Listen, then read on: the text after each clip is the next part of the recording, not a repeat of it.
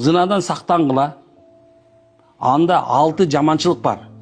Үчөөсү бул дүйнөдө, үчөөсү каякта экен? Ахиретте.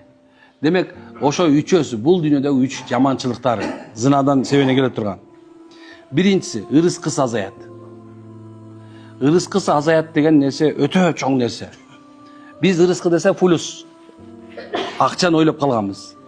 Бир нерсе десе соода менен жүрүп атпайбы? Курсагым ток. Кийимим бүтүн, нормальный, акчам табылып атат. Зына деле кылып деле жүрбөйм. Бирок ырыскыны ушулга киргизип алган. Билесиң, ырыскы деген эмне? Ырыскы деген мына аба. Бу да сенин ырыскың. Күндөн чыгышы ырыскың. Чотабызбы? Жеп аткан тамагың, кийимиң, о келбетиң, картошка мурдуң да субханалла керек болсо сенин ырыскың. Бул ырыск болуп эсептелет. Ошонун ичинде эң маанилүү бизге берилген нерсе бул өмүр. Алымдар айтат, көпчүлүк зына менен алектенгендер эрте өлөт дейт. Эмне үчүн дегенде, анын жашоосу кыскарат экен.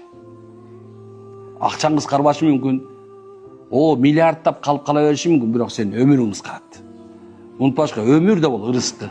Ар кандай нерсе берген. Бирок күнөөңдүн себеби менен эмне болушу мүмкүн экен? Аллах Таала ошол баланы берип, бир оору менен же бир нерсе менен келиши мүмкүн экен. Андан кийинкиси ошол эле ырыскысынан береке кетет дейт. Көп болуп, бирок эмнекен эч нерсеге жетпей калышы мүмкүн. Анан кийин жакшылыктардан куруп калат экен. Дагысы адамдардын оюнда жаман кишиге айланат экен. Эмнекен жакшылыктан куруп калат дегени үйдөгү балки мисалса үй бүлөлүк тынчтык жоголушу мүмкүн экен. Аял ортосунда дайыма уруш, жаңжал, шүмүшүк, катындардын арасында жүрөсүң, аялда да ушундай нерсе болот.